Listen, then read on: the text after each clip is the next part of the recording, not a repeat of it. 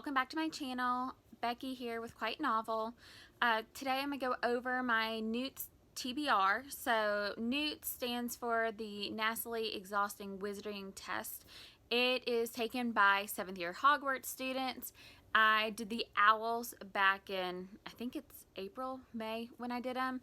And it's created by Book Roast, and so I'll link her video down below.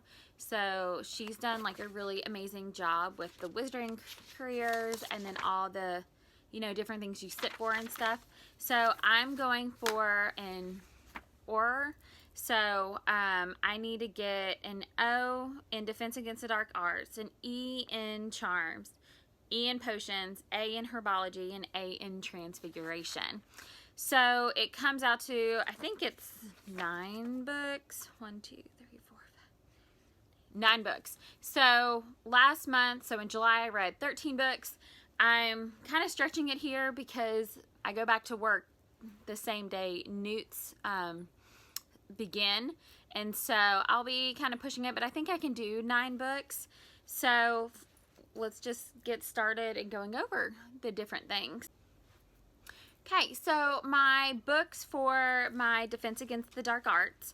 The first challenge is to read a book that has a black cover, black under the dust jacket. So I'm going to read The Dazzling Heights by Katherine McGee. You see it's black and it's gorgeous actually.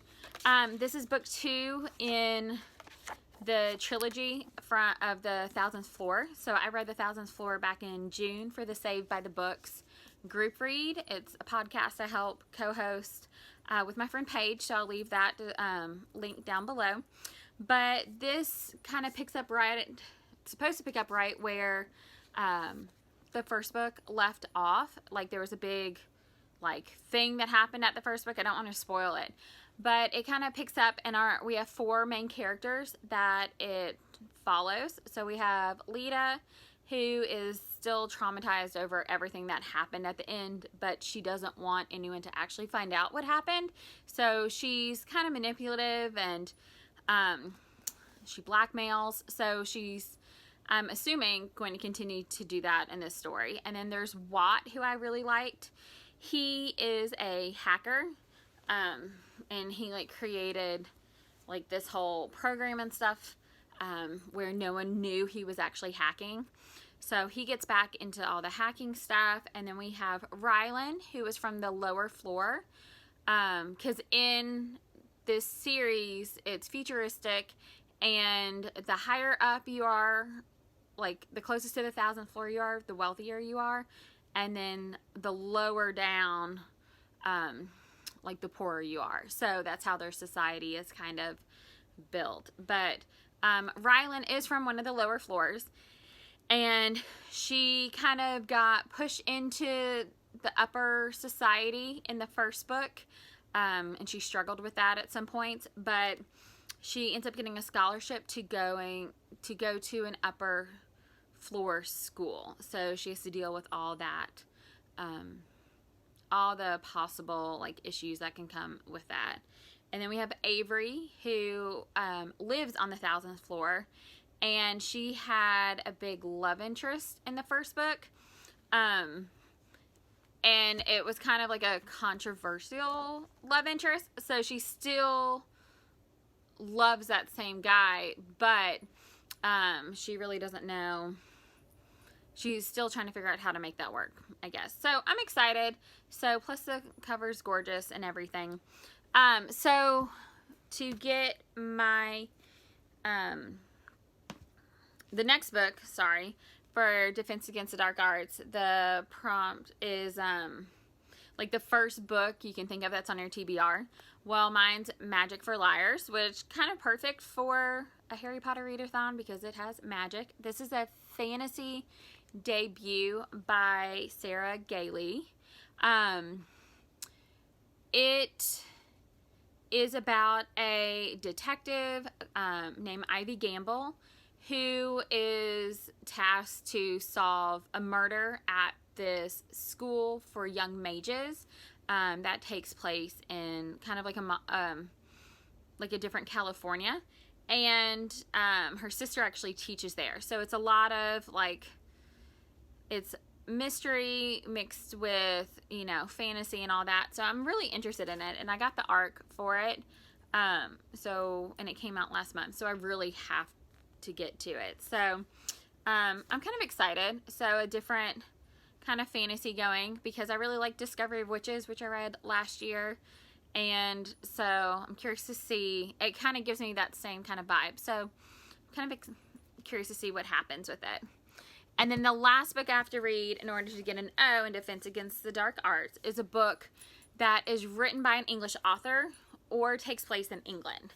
So I'm going to finally get around to the third book of the Shades of Magic series by V.E. Schwab. So my plan is to finally read A Conjuring of Light. I truly have a tendency, if I really love a series or really love a book, that I refuse to actually pick up the last book, or I refuse to finish the book. Yeah, horrible habit that I have, because I loved the first two books in this series, and I don't know why I honestly haven't picked this up. So it is kind of a really thick book, so we'll see how well I do. But if you haven't read Shades of Magic or any of that, or you don't know anything about this series, it is about it takes place, there are 4 Londons, so each London is drastically different from the other. So there is Red London, which is where Kel is from. He's one of the main characters, and that is the London with all the magic and stuff in it. Then there's Grey London, which is where Lila Bard is from. She's a thief, and Kel meets her in the first book. But that's basically like our world. So there's no magic in it. There's none of that type of stuff. And then there's White London, which is really discussed in the first book. And that's basically a dying city. It has tons of magic and all of that, but it's ruled by 2 ruthless twins. And then there is Black London, and that has basically disappeared. So I love London. I've been there, and so I love seeing how she incorporated a lot of the historical stuff and the real stuff, because she isn't English, but she lives in Edinburgh part of the year, so not the same, but it's still the UK, and it takes place in London. So these are the 3 books I have to read for Defense Against the Dark Arts, so kind of a lot at this point. Now the next thing I have to read is I got to get an E in Charms. So the first prompt is a gorgeous cover. So I truly think Cersei by Madeline Miller is absolutely gorgeous, this foil. And it is, and I can also use it for a readathon later, the last week of August, which I'll talk about in another video. But Cersei is all about the daughter of Helos, who ends up getting banished by Zeus because he feels threatened by her, and so she gets sent to a deserted island where she faces many different challenges. She develops her, you know, her skills, her talent, her magic, but she also crosses paths with a lot of the mythological creatures like the Minotaur and all of that. So but in the book, because like all Greek tragedies or all Greek mythology, she has to make a decision whether to go like side with the gods or choose her love, who is immortal. So I have been dying to read this book this summer because I've read all the Percy Jackson series, and she kind of makes an appearance in one of the later books, and so I'm kind of in that whole Greek mythology mood right now, and so I needed a break from the middle grade, so I figured why not go with a YA. And then the next book, which I read the first volume last month for July for the reading rush, but I actually I ordered the second volume and it's at work. So I had it shipped to work because it's like, oh, I'll be there. No, I totally forgot. And I even saw the package before I left. But anyways, this is the first volume. It's Mouse by Art Spiegelman. I'm going to be reading volume 2. So this is a comic, and it fills the prompt of a comic or graphic novel or a book less than 150 pages. And it kind of left off at a cliffhanger. So this is a book about his father's basically escape from the Nazis.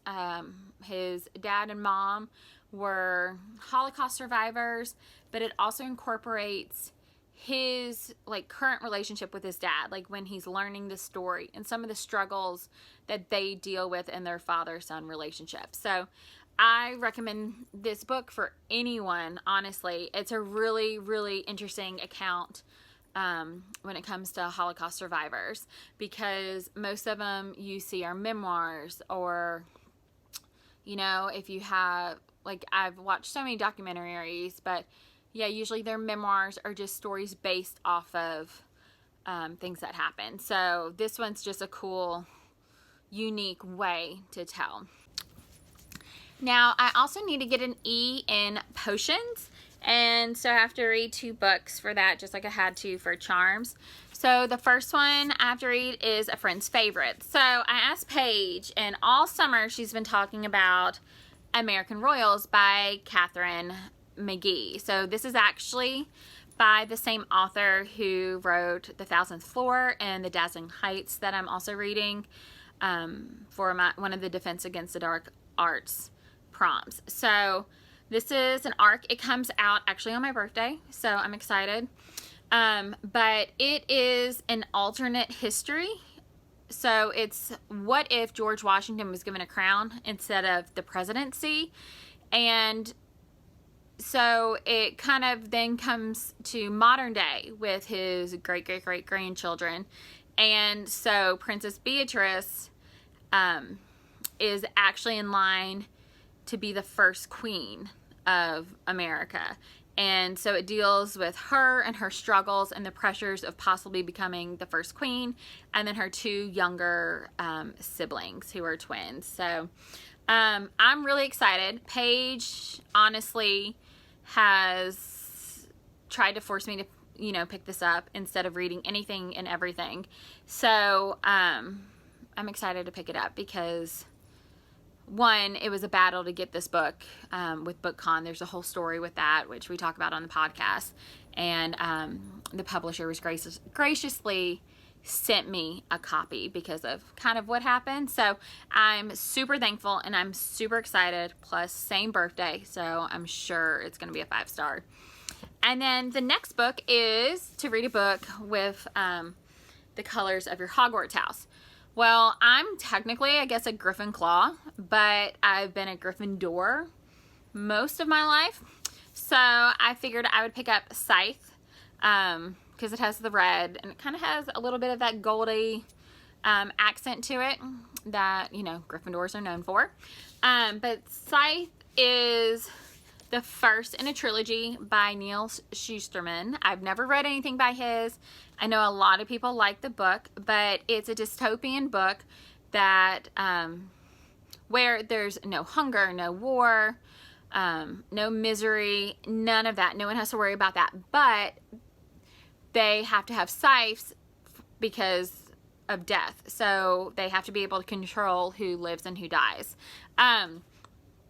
And so it follows these 2 teens who are selected to be scythes. So they have to learn the art of killing, but they don't want to actually be scythes. And so, but they know if they don't go through with it and they don't end up killing anyone, then they will be the ones that get killed. So I'm kind of curious about this. It's been on my shelf for a while, and I know the last in the trilogy comes out this fall. So I'm kind of excited to see what all the hype is about, because I know a lot of people love this series and others don't necessarily. And then for the last 2, both are at work, of course, because I ordered them, and I was like, oh, I have it. No, I don't. So luckily I have like one, I have a sample on my Kindle, and I'm also have it as an audiobook. So to get an A in herbology, I just have to read one book, and it's gonna be an audiobook. So I'm reading Angel's Peak by Robin Carr. So this is book 10 in the Virgin River series. I read book 9 for the reading rush last month, and it obviously takes place in Virgin River. So it's about two people who were Air Force sweethearts that end up getting reunited when they, I guess, cross paths at a later date. So Francie and Francie kind of doesn't want them to be, she doesn't want to get reunited with, I think it's Simon. No, Sean. Okay. So Francie doesn't want to be reunited with Sean because she has this secret from when they were first together, and she kind of doesn't want him to find out. And then Sean, he was a fighter pilot, so he was not ready to settle down when she was, and he still sees something with her, and he wants a second chance. So it's kind of that whole, you know, it's that second chance trope. So, you know, they were kind of sweethearts and now trying to get back together, but it ends up dividing the town of Virgin River, and so people choose sides. So I'm kind of curious to see how that happens, because in the other Virgin River books, there's a lot, most of the guys have military backgrounds, so I'm kind of, but they're really good guys. So I'm curious to see how they take sides in this whole situation.